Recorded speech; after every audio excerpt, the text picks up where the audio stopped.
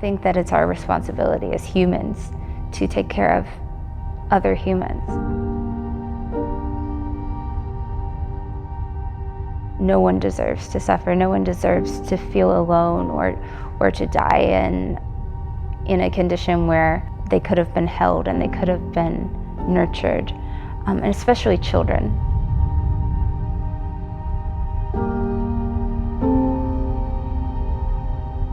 OVI Children's Hospital. It's a hospital for orphaned and abandoned children with terminal illnesses in Kenya. It's a place where we find children who are super vulnerable in every way that you can think of, emotionally, medically, just physically, and we bring them hope.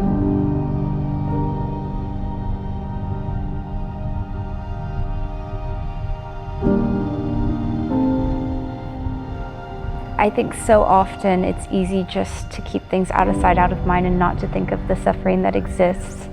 And I do feel like people who partner with us get to wake up with a little bit extra confidence, knowing that because of them, someone else is not suffering today, someone else is feeling love today, someone else isn't in pain.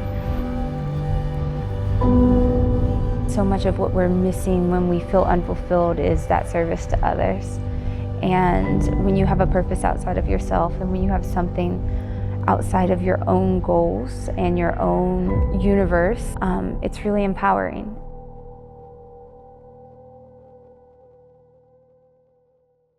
I think that a lack of purpose is like one of the most painful things a person could go through, or even feeling like a burden.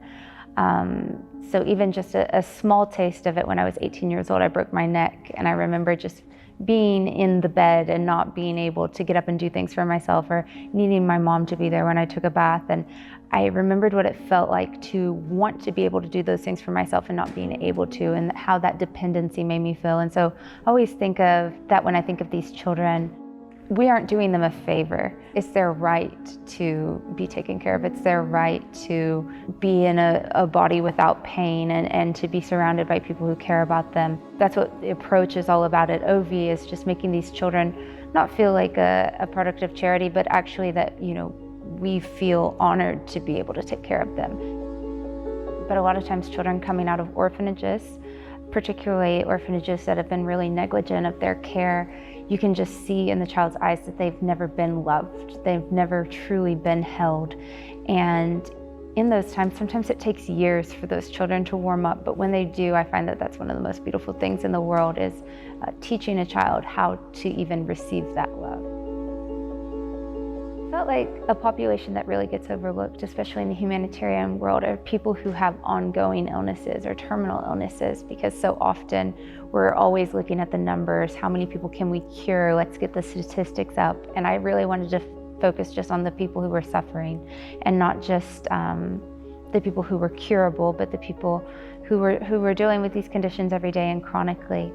And so that's what I really love, is finding children who have these either terminal or debilitating illnesses, and giving them hope, and giving them an environment that is not only healing for them, but also just really magical, in a place where they feel surrounded by people who understand them, people who see them, and to help them create an identity and a purpose for their life.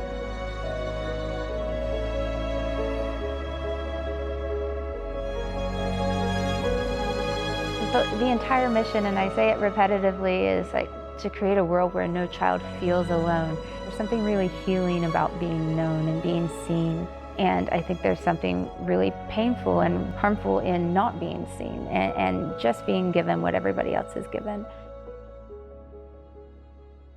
My favorite word is intentionality. I try to do everything with intentionality. And that's what we do as a team, is just looking at these kids and watching for that sparkle in their eyes. And you can just see it. And it's not the same for every child. Some children love toys. Some children, if you hand them a toy, they'll cry because they've never had a toy before. It's really intimidating for them. Some children love to be just watched. They like to be seen. They like to be heard. Some children, they want to be held. And so what we really try to do at OVI is get our caregivers so in tune with the children that they can see whenever a child is uncomfortable. And that's what we find, especially, we call them our hospital mamas. We have widowed moms who come in and act as the caregivers for these children, because where they're orphaned and abandoned, they come in and they don't have anyone. When I first opened the hospital, I lived there for 6 years on the top floor of the hospital. So I saw the children. I even had patients who'd crawl up to my apartment at 1 o'clock in the morning and dig through my fridge. So that was the kind of relationship I had with my patients. And then I had the children who were bedridden, and I was looking at some of them and I was just like, how can I make their life feel worth living to them? What can I do on these days that they feel really sick? How can I distract them, or how can I give them some sense of the world? And I came across virtual reality therapy. And so we are actually able to get these virtual reality goggles that are perfect for rural Kenya because they don't even require Wi-Fi. And from them, we're able to give children these experiences where they can feel like they're flying across the world, or they're playing with puppies in outer space, or they're on a farm. They can do physical therapy, they can do meditation. There's all kinds of things that they can do, and that's from their hospital bed. The will to live is so important in the process of healing. You know, when you're in pain, you can lose that sense of life, and you just want them to be surrounded by life and good energy and things that make them joyful. I just think it's so important for children to feel like children, and it's hard for a child to feel like a child in a really scary environment where the walls are stale white and there's a bunch of medical diagrams on them. I think it's important for kids to see pictures and to see things that inspire them, and it's a place where a lot of the children do call home. Because when you're talking about terminal illnesses or palliative care, it's like a nursing home in the sense that some children don't ever leave. And so we want to make sure that in those cases that it doesn't feel like a hospital to them. And we used to put an exact dollar amount on it as far as the sponsorship goes. But we found it was so different with each and every child, because some kids might be needing cancer care, chemotherapy, and some child might just be needing, you know, the nurturing and the caregiver. I can even make a really good, let's say, 4 meals a day, like a hefty snack and 3 meals for just a few $100s a month for every child in the hospital. And we spend every dollar very, very carefully. That's something that we're proud of, is, you know, keeping a lot of the money internal. We buy our medicines from Kenya, and we access a lot of things internally so that it goes really far. But yeah, it's amazing.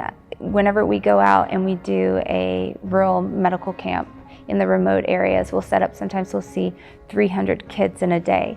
And it's usually only about $2 per child on average once we've dispensed all the free medications and then even do the admissions. Very little can go very far. Every single dollar that's going into the hospital is going into people who are taking care of the children every single day. So even me as the founder, like, I've always worked in my own separate career to make my income. That was really important to me. It's not something I have to do. I think it's okay to pay yourself as a founder or a CEO, but I have a USPA degree, and so I actually do allergy and immunotherapy telemedicine during the nights from like 2 p.m. to 10 p.m. every day. I see patients. That's how I make my income. That's how I take care of my children, and then everything else gets to go to the charity. Something that's been really unique about my experience is I haven't really had big money coming from big places, but I've had people bless me in very big ways. I'll never forget, there was this one family. It was the first year we started the hospital. It wasn't like we had these huge accolades and awards. It was just someone who had found some stories of the children on Facebook. And as a family, they made a decision. They were making $130,000 that year, and they decided they wanted to live on $30,000 and give us $100,000 for the hospital the first year we were operating. I still get cold chills thinking about that level of trust and that level of sacrifice that someone could have for someone that they didn't even know in a project that was just getting started. But that always made me treat people in a way of, I don't care if you're giving $1 a month or $100,000 a month, everyone is important to me. And every single donation means something, and you never know how much heart and intention or sacrifice is behind that gift, because you never know who is really struggling to put that $1 in. And those same people can turn around and really be the miracle you need. You never know. I know that you've probably been so touched and feel so connected to so many of the children that you've seen today. And I would love to invite you to join us and to learn more about what it would be like to be a part of our community. Because if you've made it this far, I know that this probably resonates. You're probably seeing the faces of these children and wanting to be more intimately involved in their life. And I would love nothing more than to have you come along with us for that. So you can find details on how to do that in this page below. I'm Iza Correll, founder of OVI Children's Hospital, and thank you for watching.